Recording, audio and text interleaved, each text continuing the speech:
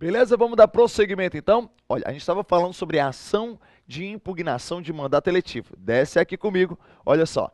A ação de impugnação de mandato eletivo, tá? Ele vai ocorrer ante a Justiça Eleitoral num prazo de 15 dias. Não esquece, tá? No prazo de 15 dias, contados da diplomação. A banca costuma dizer que é contados da posse. Cuidado, tá? Não é da posse, é da diplomação.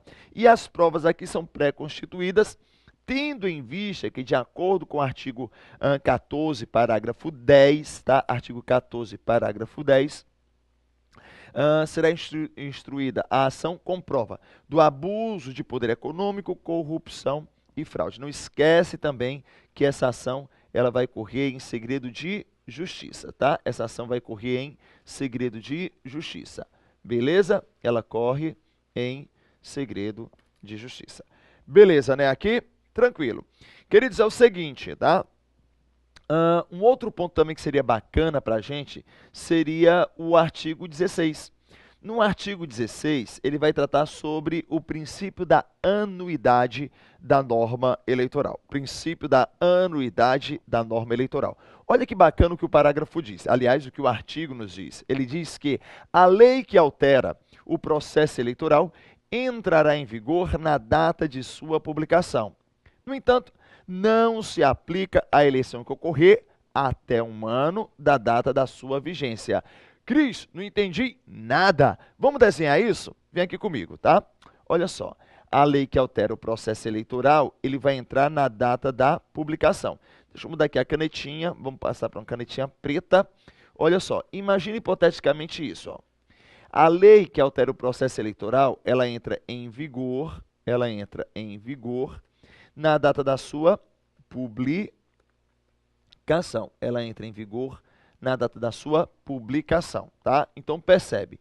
Imagina só que hoje, tá? Imagine que estamos no mês de maio, tá? Já que sua prova vai ser aqui daqui a alguns dias, né? Então imagina que hoje, tá? Foi aprovado uma lei que muda, que altera o processo eleitoral. Essa lei entra em vigor na data que ela foi publicada. Ela entra em vigor em maio, tá? Só que ela não pode ser aplicada às eleições que ocorram até um ano, contados da data da sua vigência, da data que ela entrou em vigor. Imagina hipoteticamente que a lei entrou em vigor em maio, tá? Em maio desse ano. Sendo que em outubro nós vamos ter eleição, não é isso? Em outubro nós vamos ter eleição. Essa lei que entrou em vigor em maio será aplicada no mês de outubro? Não. Por quê, Cris? Porque a lei que altera o processo eleitoral, ela entra em vigor na data da publicação, mas ela não se aplica às eleições que ocorrerem até um ano da data da sua vigência, tá? Da data da sua vigência. Perfeito?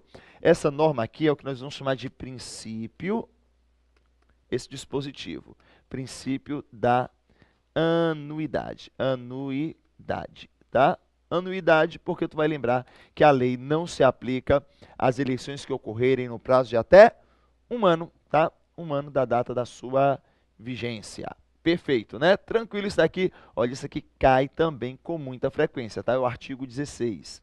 Artigo 16, tá? Artigo 16. Beleza? Vou pedir só para nossa camera woman, né? Adriano, colocar no outro slide, tá? Perfeito, tá? E nós finalizamos também com o parágrafo 9º, tá? O parágrafo 9º já conversamos um pouquinho, mas só para a gente fixar bem isso, ele diz que lei complementar estabelecerá outros casos de inelegibilidade, tá? E os prazos de sua cessação, a fim de proteger a probidade administrativa, a moralidade para o exercício do mandato considerada vida pregressa do candidato e a normalidade e elegibilidade e legitimidade das eleições contra a influência do poder econômico, do abuso do exercício de função, cargo, emprego, na administração pública direta e indireta. Tá? Eu acho que a primeira frase é a que mais cai. Tá? Isso aqui cai com muita frequência. Ele diz que lei complementar poderá estabelecer outros casos de inelegibilidade. Olha só, Se a banca colocar assim, somente a lei complementar poderá criar novos casos de inelegibilidade, certo ou errado? Certíssimo, tá? Certíssimo. Se você for realmente para o texto da Constituição, somente a lei complementar é que pode criar um novo caso de inelegibilidade. Isso é tão sério que quando a Constituição estabelece que lei complementar faz algo, esse critério ele é taxativo. Ou seja, somente lei complementar pode fazer. Somente a lei complementar pode fazer. Tá certo? Olha, isso é interessante que você fixe, porque quando eu falo em lei complementar, tá? Se uma outra espécie normativa criar novos casos de inelegibilidade, aquela norma ela é inconstitucional, porque a forma estabelecida na Constituição para se criar outros casos de inelegibilidade é a lei complementar. Beleza? Tranquilo, né? Volta aqui comigo, deixa eu montar uma tabelinha com você tranquila, tá? Olha só, ele diz assim, ó, diferença de tratamento entre os chefes do executivo e os parlamentares, tá? Uma rápida distinçãozinha. Chefe do executivo, tu não esquece, tá? Presidente, governadores e prefeito. Claro, além dos seus vices, porque a regra também são aplicadas aos vices, tá? E os parlamentares? Aí você vai lembrar o vereador, o deputado e o senador, tá? O vereador, o deputado e o senador, tá? Vamos então aqui comigo. Quem presidente, governador e prefeito pode ser reeleito uma única vez, tá? Para um único período subsequente, tá? Para um único período subsequente. No entanto, se for vereador, deputado e senador, pode se reeleger quantas vezes quiser, tá? Quantas vezes quiser, tá? Observe que nós temos um detalhe aqui que é bacana. Se você observar, nós temos limitação de reeleição para o executivo, para o único período subsequente, mas não temos limitação para o poder legislativo, tá? No poder legislativo ele pode se reeleger quantas vezes quiser, beleza? Desce aqui comigo novamente. Ó, se quiser concorrer a um outro cargo, o presidente, o governador e o prefeito vai ter que renunciar ao seu mandato até 6 meses antes do pleito, tá? Até 6 meses antes do pleito. No entanto, se for deputado, senador, tá? Ou vereador, não precisa se afastar do cargo para concorrer às próximas eleições, tá? Não precisa se afastar do cargo para as próximas, para se eleger a próxima eleição, tá? Olha mais uma. Se quiser concorrer ao mesmo cargo, não precisa renunciar, tá? No caso do executivo. A mesma regra, tá? É para o legislativo. Ora, o legislativo não precisa renunciar nem se for para cargo diferente, quanto mais para o mesmo cargo, tá? Quanto mais para o mesmo cargo, tá? Olha mais uma. O cônjuge, os parentes consanguíneos afins até segundo grau, inclusive por adoção, são inelegíveis no território da sua jurisdição, tá? Não há essa proibição se for para os cargos do legislativo, tá? Não haveria essa proibição para os cargos do legislativo, beleza? Ó, essas são as principais distinçõezinhas aí, tá? Que nós temos. Um outro detalhe que seria talvez bacana a gente ver aqui seria o caso, tá? Seria o caso também da perda ou suspensão dos direitos políticos. Vem aqui comigo. Olha só. Primeiro, que é proibido a cassação dos direitos políticos. Isso é importantíssimo, tá?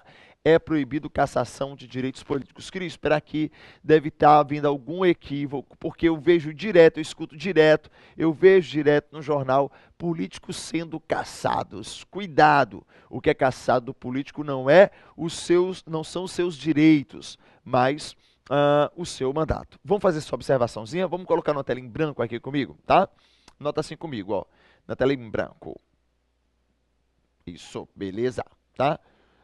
É porque nós temos aqui 4, 5 câmeras ao mesmo tempo. Adriana, Sandro, olha só, Sandrinho, né? Cameraman, né? Porra, hoje é o último dia. Volta aqui comigo, Sandrinho.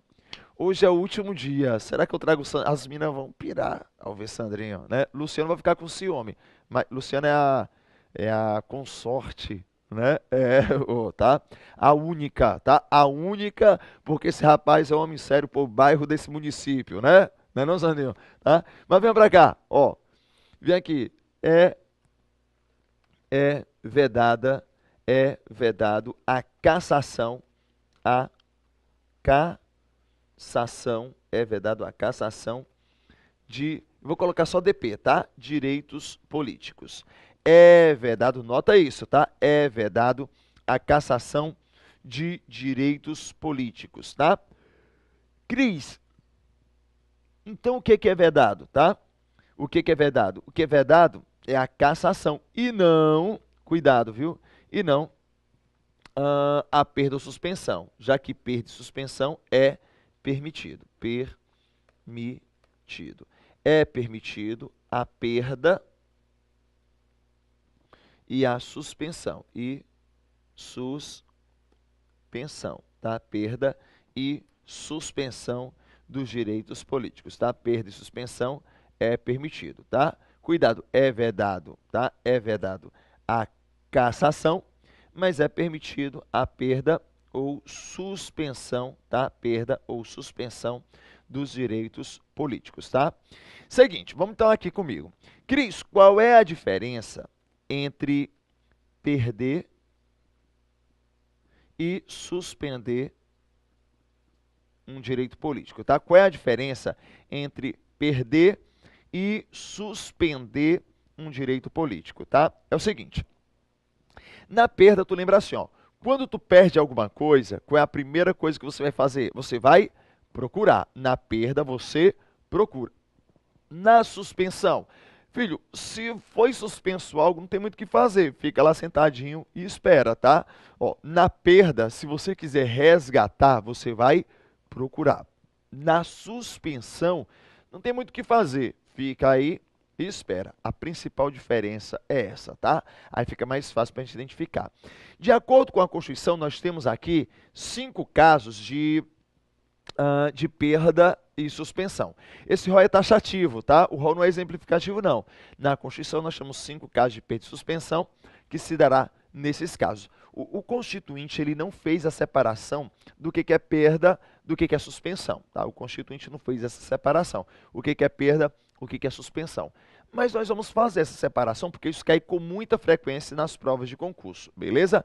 Então, desce aqui comigo para a gente fazer essas anotações. O primeiro caso é esse, ó. Primeiro caso de perda ou suspensão. Primeiro caso, cancelamento. Vai notando, tá?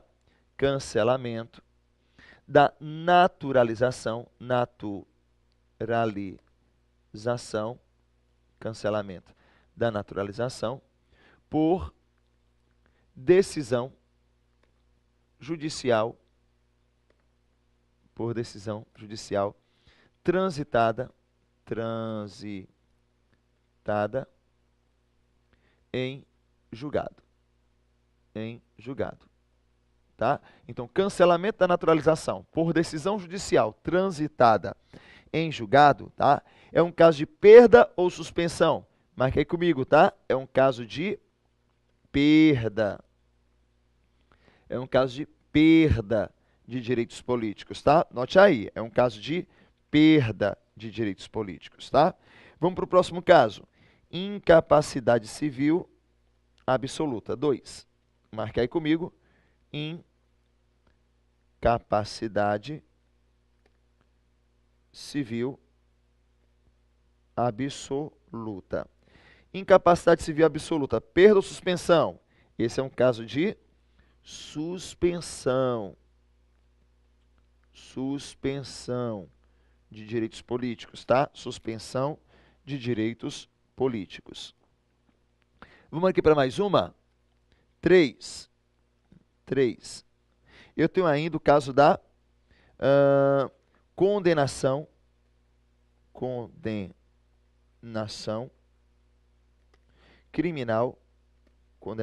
criminal, transitado em julgado, transitado em julgado,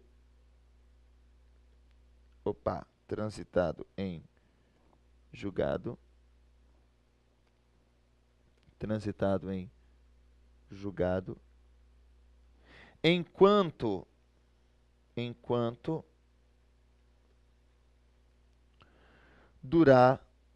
durarem seus efeitos.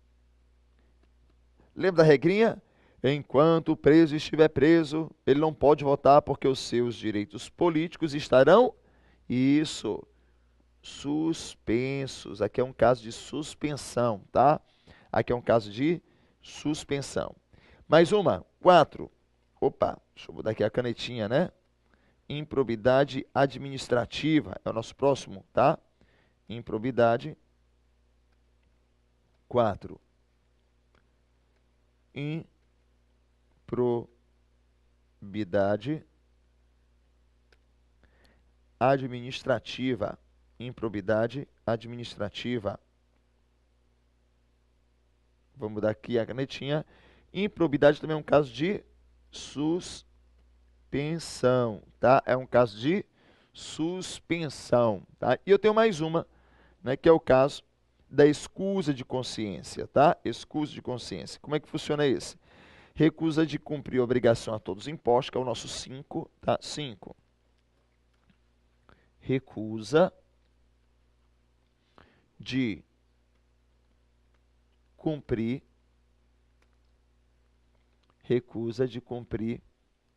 obrigação, recusa de cumprir obrigação a todos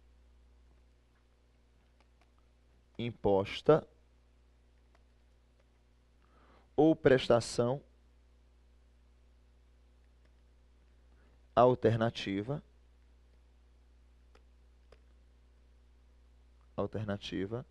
nos termos da CF, tá? Nos termos da Constituição, tá? Nos termos da Constituição. Nesse caso, tá? Nesse caso, nós temos então, tá? Neste caso, nós temos então um caso de perda. Cuidado, tá? Aqui é um caso de perda e não um caso de suspensão. É um caso de perda, tá? É um caso de perda, tá? E não um caso de suspensão, tá? É um caso de perda. Portanto, nós temos aqui, ó, 2 casos de perda, né? Que é o caso do cancelamento da naturalização por decisão judicial transitada em julgado e o caso também da recusa de cumprir a obrigação a todos imposta. E nós temos 3 casos, de suspensão, que é a incapacidade civil absoluta, a condenação criminal transitada em julgado e a improbidade administrativa, tá? Vou pedir para o Sandrinho colocar aí no outro slide só para a gente poder fixar bem isso, tá? Então, cuidado, ó. É proibida a cassação, tá? No entanto, perda e suspensão dos direitos políticos são admitidos em alguns casos, tá? Cancelamento da naturalização, tá? Com sentença judicial transitada em julgado, que é um caso de perda. Incapacidade civil absoluta, que também é um caso de suspensão, tá? Condenação criminal transitada em julgado enquanto durarem, tá, os seus efeitos, que é um caso de suspensão. A recusa de cumprir a obrigação a todos imposta ou prestação alternativa, tá? Que é um caso de perda. E se cometer crime de improbidade administrativa, que é um caso de suspensão. Tu lembra que Collor ficou suspenso dos seus direitos políticos por 8, tá? Por 8 anos. Beleza? E aí, nós entramos em um novo tópico, que seria o tópico dos partidos políticos, tá? O tópico dos partidos políticos. Cris, o que é interessante eu saber sobre os partidos políticos, tá? Nós só temos um artigo, tá? Nós só temos um artigo que fica ali no artigo 17. Acho que seria bacana também se fazer a leitura. Pouca coisa, não é tanta informação não, no tocante aos partidos políticos. Mas seria interessante que você lesse. Até porque nesse ano, tá? Você sabe, 2016 é um ano eleitoral. Acho que esse tema direitos políticos, esse tema partidos políticos, tá? Ele vai vir com todo gás aí na sua prova, tá? Claro que toda matéria ela tem sua relevância, toda matéria ela tem sua importância, né? Até porque o que a banca pediu para você estudar, tudo ali é importante, tudo ali é relevante, tá? Porque ela te cobrou o quê? O fundamental, o direito que é fundamental. Então, artigo 5º é importante, remédios constitucionais é importante, direitos sociais têm sua relevância, é importante, nacionalidade, direitos políticos, partidos políticos, tudo ali é importante, tudo ali é relevante para a sua prova, tá? Então, na verdade, o ideal é que você tenha um conhecimento, pelo menos básico, tá? Sobre tudo, para que você possa gabaritar bem esse material, tá bem? Então vem aqui comigo, ó, artigo 17. Primeiro ponto, tá? No artigo 17, tá? Eu resumi aqui em 1, 2, 3, 4, 5, 6, 7 critérios relevantes, tá? É isso mesmo, 7 critérios relevantes. Primeiro, é livre a criação, a fusão, a incorporação e a extinção, tá? E a extinção de partidos, tá? Cris, é livre a criação, a fusão, a incorporação e a extinção, tá? Qual é a diferença entre criar um partido, entre a fusão e incorporação e extinção? Criar, você já sabe, né? É instituir um novo partido. Extinção é extinguir, acabar com o partido. Só que eu tenho a fusão e eu tenho a incorporação. Deixa eu colocar numa tela em branco rapidinho, tá? Só para fazer uma distinção, tá? Ó, não vá confundir, tá?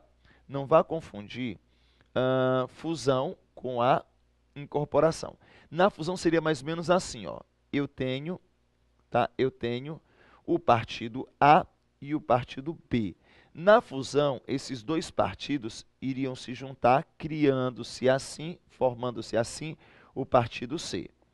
Na incorporação, seria mais ou menos assim, ó. Eu tenho o partido A e tenho o partido B, tá? Eu tenho o partido A e o partido B, tá? É como se o partido B, ele se incorporasse no partido A. Então, tudo agora é A, entendeu? Seria mais ou menos nesse sentido, tá? Enquanto a fusão tem um A e B que se transformam em C, no partido, na incorporação, eu tenho A e B, só que B seria incorporado a A, então tudo passaria a ser somente A. Beleza? Vamos voltar lá no slide de novo, tá?